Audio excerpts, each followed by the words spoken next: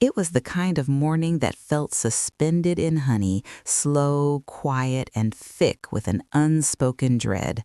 My phone buzzed on the marble counter, a rude intruder. My daughter's name, Leela, glowed on the screen. My heart, a foolish traitor, leapt with hope. Her text had been terse for weeks. "Mom, call me, now." The punctuation was a knife.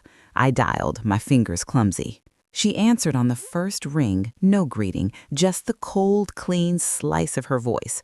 "Mom, listen, you are not invited to Chloe's engagement dinner. Do not come." The words didn't compute.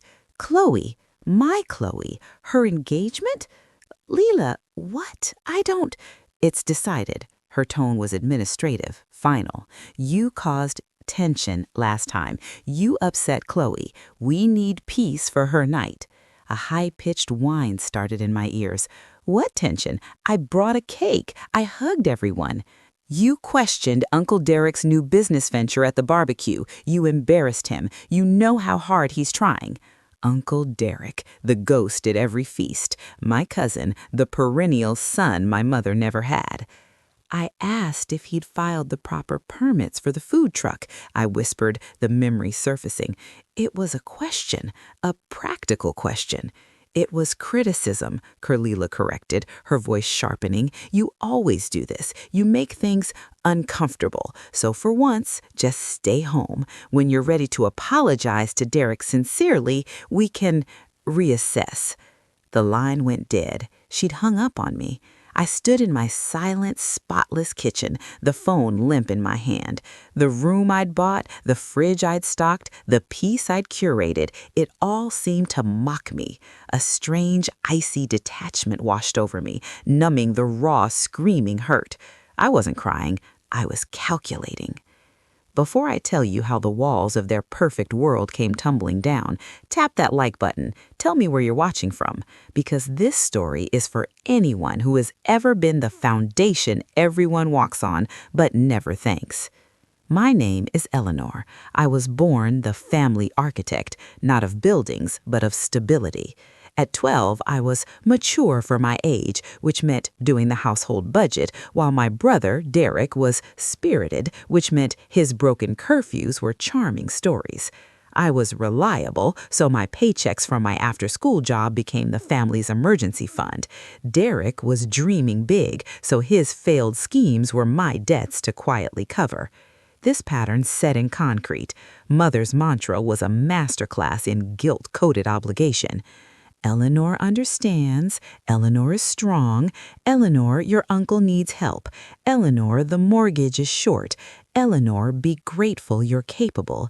Eleanor, don't make a scene. I became the silent, invisible wire holding up their entire circus. The phone plans, the car insurance, the co-signed loans, the last-minute bailouts, all autopay, all from my account. They saw my generosity as atmosphere, like oxygen, ever-present, essential, and entirely free. But I protected my daughters, Leela and Chloe, from this machinery. I wanted them to feel loved, not leveraged. I swallowed every slight, every holiday where I was handed a dish towel while Derek got the toast. I funded Chloe's art degree, Leela's startup, their weddings to be, all while being told my practicality was a personality flaw. Until now. Until my own child was weaponized to exile me. The click I heard wasn't in the room, it was in my soul, a vault door sealing shut. I opened my banking app. The list of automated payments was a ledger of my own subjugation. Derek's business loan, mother's condo fees, family phone plan, utility bump for Aunt Gail, insurance premium for Leela's fiancé. One by one, with a calm that felt divine, I canceled them all. Each payment canceled notification was a stitch removed from a wound I'd let fester for decades. I paused only at the lines for Leela and Chloe. For Chloe, I left it active, a thread of hope. For Leela, I suspended it, a thread of consequence. The freedom was dizzying, terrifying, and utterly intoxicating. Part 2. the view from outside. The night of the engagement dinner, I didn't wallow, I drove. I needed to see the spectacle of my own erasure. The restaurant, La Maison d'Or, was a glittering jewel box. I parked across the street, unseen. Through the panoramic window, I saw them. My mother, resplendent in navy silk, laughing too loudly. Derek holding court, the conquering hero. And Chloe, my beautiful Chloe, looking like a porcelain doll in a display case, pretty, poised, and utterly disconnected. Then I saw it. Chloe's fiancé, Brandon, fastened a delicate diamond tennis necklace around her throat. My breath caught. I knew that necklace. I'd bought it for myself, a rare act of self-indulgence after a brutal work project. I'd kept it in my velvet-lined drawer. My mother had called last week, borrowing a pair of my pearl earrings for the dinner. She hadn't borrowed. She'd donated. My gift to myself was now their family heirloom gift to Chloe. In that crystal-clear moment, the last illusion shattered. I wasn't family. I was the patronage, the unnamed benefactor, the utility. I drove home, not to silence, but to a profound and powerful quiet. The storm broke at 9:03 a.m. the next day. My phone erupted, not with calls from family, but with automated systems. Payment declined, account holder action required. By noon, the human calls began, harried, confused customer service reps. By 2 p.m., the personal number barrage started. Mother, Eleanor, the electricity is about to be cut off. What did you do? Derek, my loan payment bounced. This is embarrassing. Fix it. Aunt Gail, Sweetie, my heat isn't working. The company said the account is closed. I let them ring. I made a pot of fragrant jasmine tea, sat in my favorite armchair, and watched the digital pleas stack up. Derek took to social media.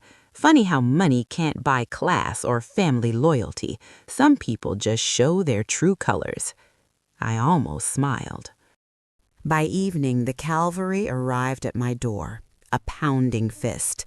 I opened it to find a panoply of fury and fear. My mother, face flushed, Derek scowling, and Leela standing behind them, her eyes wide and red-rimmed. Eleanor, what is the meaning of this? My mother demanded, sweeping past me without invitation. Of what? I asked, leaning against the doorframe. You cut off the bills, the mortgage. You're trying to ruin us, she shrieked, her composure gone. Your bills, your mortgage, I corrected softly. I'm just no longer paying them. Derek stepped forward, his finger jabbing the air. You can't do that. We're family. You have a responsibility. My only responsibility was to wake up, I said, my voice flat. And I have.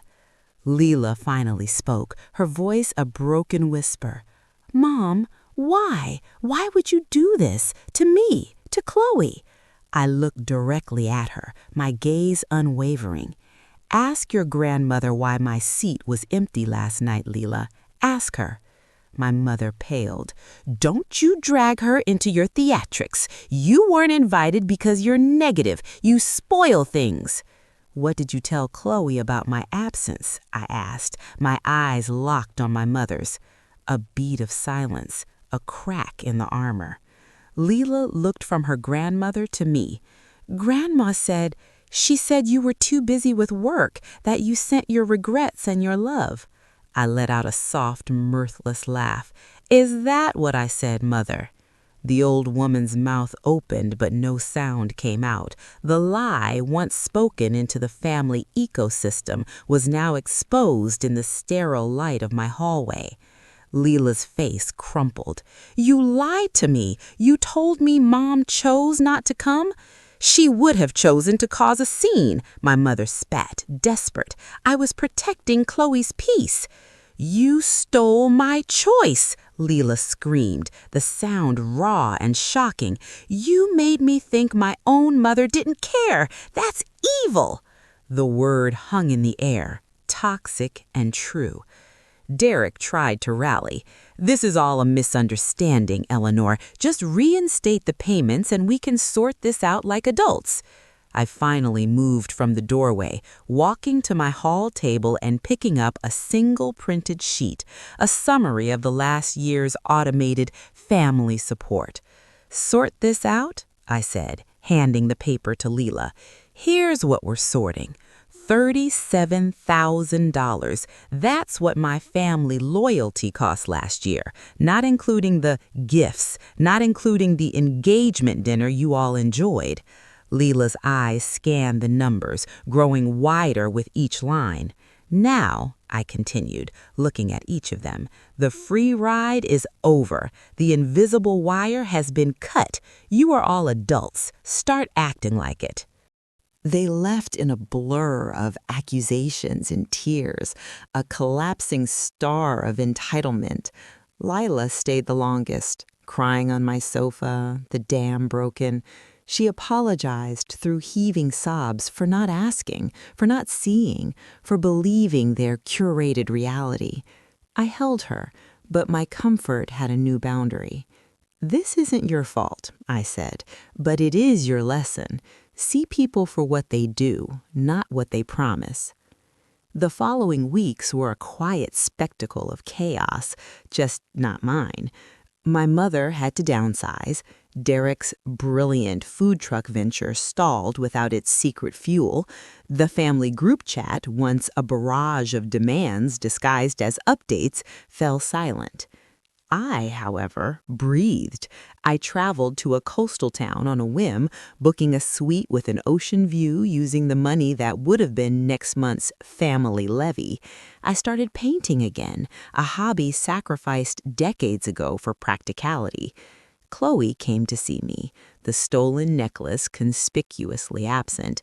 She was quieter, more thoughtful. "I felt like a prop that night," she admitted.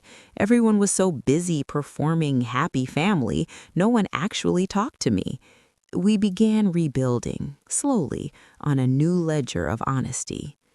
Lila is on a longer journey, wrestling with guilt and awakening. Our relationship is quieter, more intentional.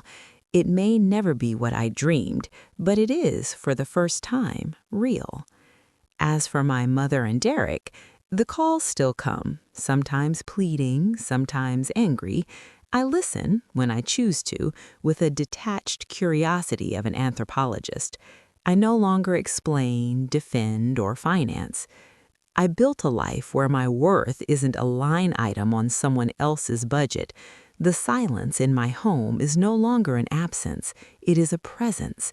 It is peace, paid for in full and finally owned by me.